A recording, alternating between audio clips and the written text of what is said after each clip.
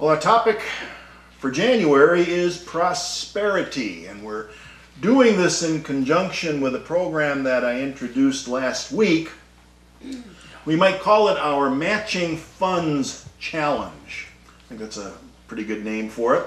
But rather than repeat a lot from last week, we've included a description of the program in your bulletin. It's on the back side of the handout that we put in there each week.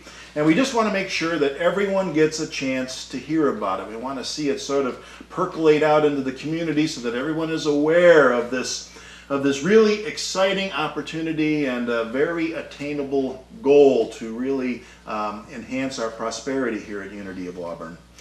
Now, something else that I mentioned last week was a book by the name of Spiritual Economics by Unity minister and author Eric Butterworth. This book has been around since 1983, and its message is still relevant today because we live in a culture that still seems to suffer from some kind of an obsessive compulsive disorder when it comes to this nebulous thing that we call the economy, right?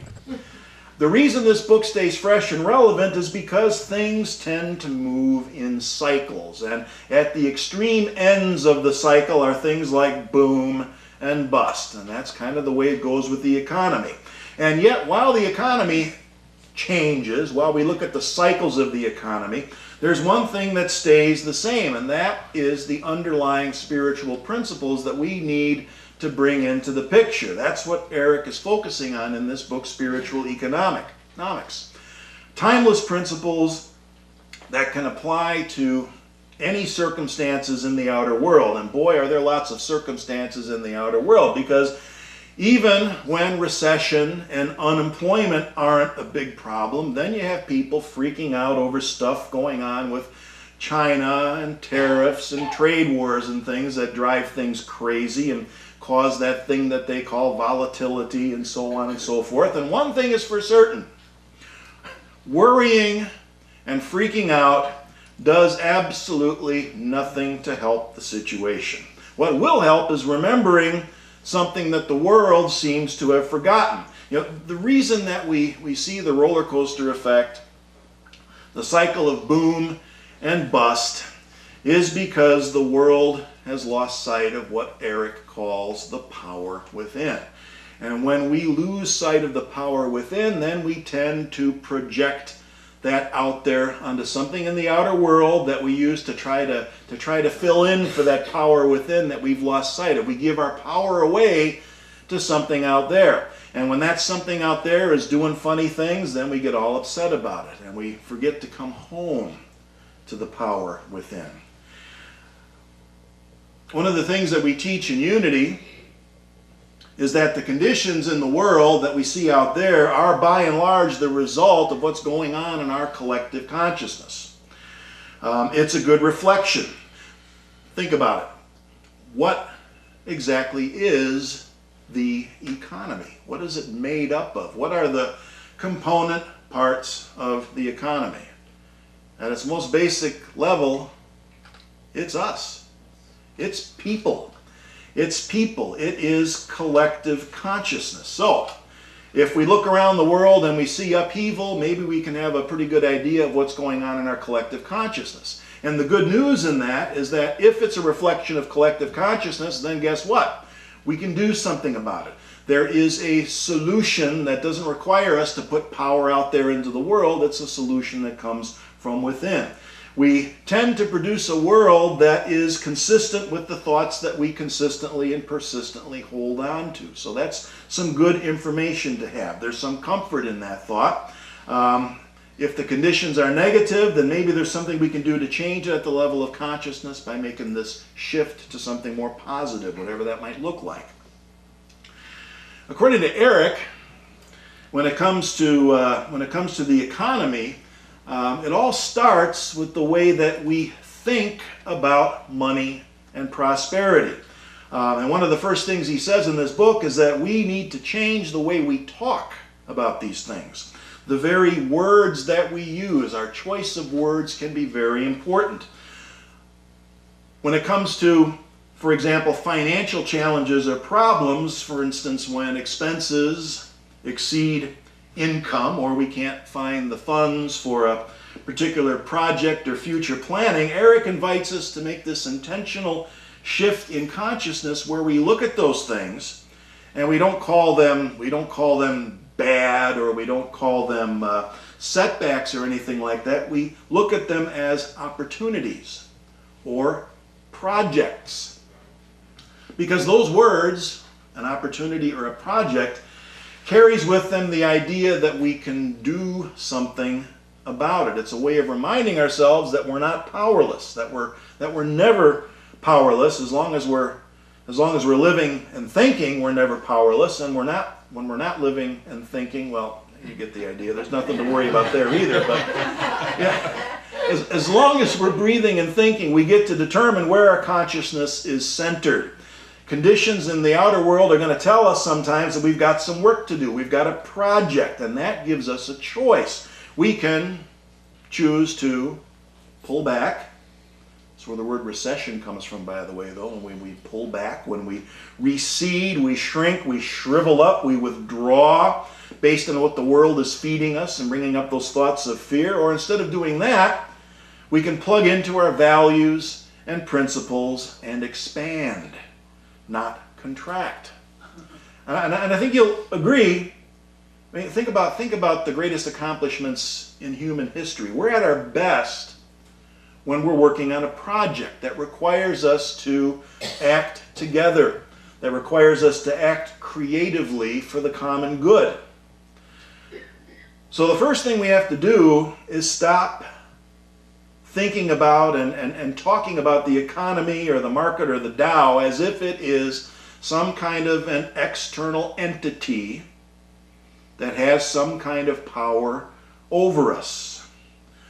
We can choose to be open to possibilities instead of closing off and retreating into the false comfort of some form of dogma or ideology. And in case you haven't noticed, the field of economics is loaded with as much dogma, tribalism, ideology, and maybe even superstition as any religion on the planet. I found this meme about economists that I thought was pretty interesting. You've seen these before. Let's break this down. Economists. What my friends think I do. The next one is what my mom thinks I do. Very impressive, right? Next one is what society thinks I do. I like that one. It's the fortune teller with the crystal ball. That's kind of what we think they do. The next one is what the government thinks I do. Printing money. That's basically what he's doing. They're printing money. The next one is what I think I do. He thinks he's doing something very complicated and profound like a physicist there. And finally, what I really do. And it's two stick men arguing with each other. Is, should. They do a lot of arguing. I think that's pretty accurate. You know, back in 1999, there was a Harvard theologian by the name of Harvey Cox. He wrote an article for The Atlantic called The Market as God, Living in the New Dispensation. And then in 2016, he published a book by the same name, The Market as God. He talks about the similarities between the way that economists talk about the market and the way that theologians talk about God. It's very interesting. It's remarkable, actually, because we hear the economy being spoken of as powerful and mysterious, right? It's omniscient and all-knowing. Think about the classical economist Adam Smith. If you're familiar with his work, he talks about the market, the economy basically, as an invisible hand, the invisible hand of the market. I wish I had Ken up here to do some Twilight Zone music in the background, but we treat the market, we treat the economy as if it were some old world god that we have to placate and keep happy. And you have orthodoxy and you have heresy. You have people who subscribe to the religion of Keynes or the religion of Friedman and that kind of thing. And we even think that we have to offer sacrifices. There are things that we have to do to keep the market happy so it won't get angry. People looking outside themselves to keep this entity happy, and it's not even an entity. When the market's happy, we're happy. When the market is bad, we're sad, right? It's crazy. I think about movies, these old movies where they show people who live on an island, a tropical island someplace, who worship a volcano as a god. And when the volcano starts rumbling, they make this trek up the slope of the volcano. You've seen the movies, right? They carry with them coconuts and vegetables they throw into the volcano in the hope of making it calm down. Eventually they end up throwing people into the volcano. This is from my cartoon collection. They're gathered around the volcano, and the volcano just spit somebody out that they threw in there. And they're saying, "Dang, I told him to take a shower before we sacrificed him to the volcano god." This isn't just for laughs. This could be useful information if you ever find yourself on an island with a volcano god. Just remember, that's the way to safety. So we treat the market as an old world God. And Eric says that we let the market take us on an emotional roller coaster ride. We give it the power to do that, which means we can take our power back. And this is a theme, if you're familiar with Eric Butterworth, this is a theme that runs through all of his work. He tells us over and over again that life is lived from the inside out. We have the power within us, which is ours by right of consciousness. And this is the quote. This is the one that really sums up his work. He says, "It is an important moment in your life when you discover for yourself the great truth that things may happen around you and things may happen to you, but the only things that really count are the things that happen in you. You may have precious little control of the elements or the fluctuation of the stock market or the unpredictable behavior of people. However, you live in a world of your consciousness, which is the sum total of thoughts in your mind, and you can control what goes on in your mind." Such a simple and obvious thing, and yet so difficult to put into practice consistently. A really important aspect of consciousness is creative intelligence. We can direct it. We can choose where and how to focus our attention, and it takes practice, it takes discipline. But when we do it, we realize we have far more power over the activity and contents of consciousness than we realize. That's one of the reasons why we teach the practice of mindfulness here. We're learning how to shine the light of our awareness and our attention on the contents and the activity of consciousness. And when we do that, we often find something lurking there that causes a lot of problems, especially when it comes to the ways that we react to news from the outside, especially news about the economy. And that thing lurking in the shadows is fear that is triggered at the level of consciousness. You know, at its most basic and simple level, we're talking about economics today, at its most basic level, it deals with using and understanding money. But for a lot of people, the concept of money itself carries with it anxiety, fear, usually in the form of not having enough. Our co-founder Charles Fillmore wrote a whole book called Prosperity, where he talks about how fear operates to undermine a healthy concept of prosperity. Here's what he says. "Fear is a great breeder of poverty, for it breaks down positive thoughts. Negative thoughts bring negative conditions in their train.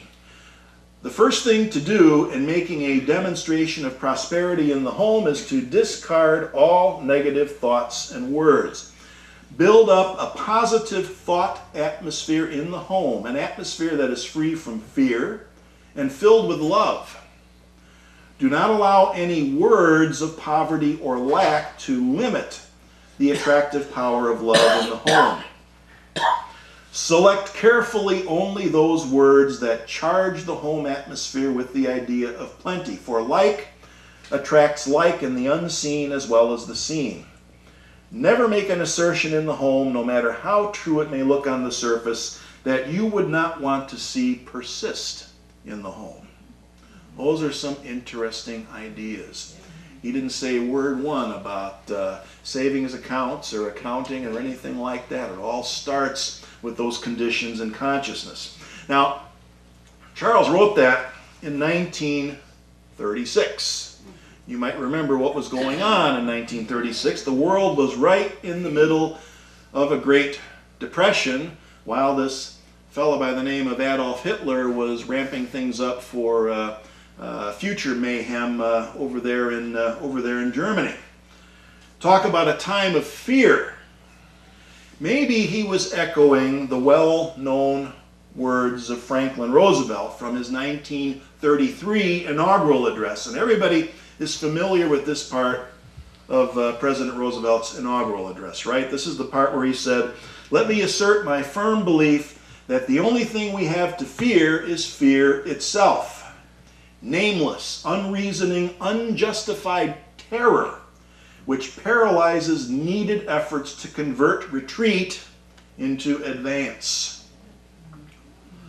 We're all familiar with that part of the address, but the rest of it, another paragraph I want to share here this morning because this is really good. This is something he said that seems to go along with exactly what Eric's talking about and what Charles was touching upon. Here's the rest of the quote. He says, "Our distress comes from no failure of substance. We are stricken by no plague of locusts. Compared with the perils which our forefathers conquered because they believed and were not afraid, we still have much to be thankful for. Nature still offers her bounty, and human efforts have multiplied it. Plenty is at our doorstep, but a generous use of it languishes in the very sight of the supply."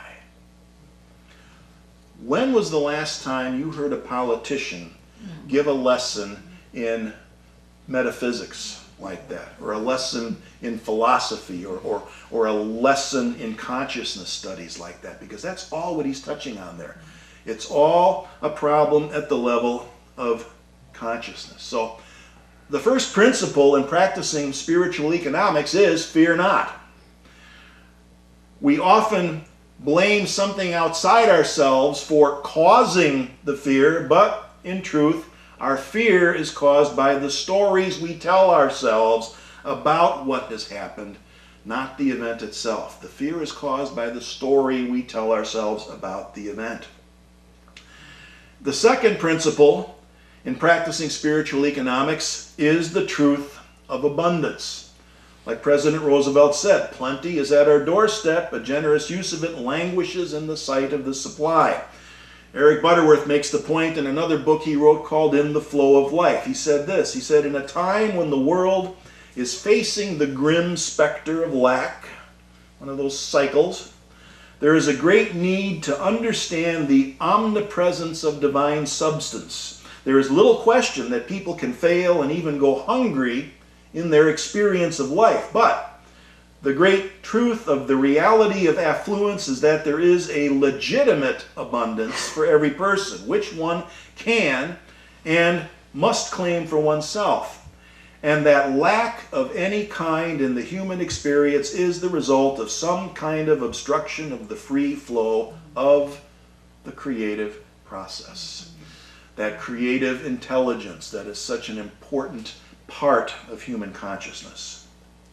Again, as FDR said in 1933, our distress comes from no failure of substance. So there may be a temporary obstruction in the flow, but as long as we remember that there is a legitimate abundance for everyone, we can get on to the work of getting back into the flow of that abundance. Those are the steps that are involved. But before we can do that, we have to develop the skills. We have to do some more work to learn how to deal with that inevitable sense of insecurity that can arise when we face those temporary obstructions. And that's where we'll take things up again next week. See you then.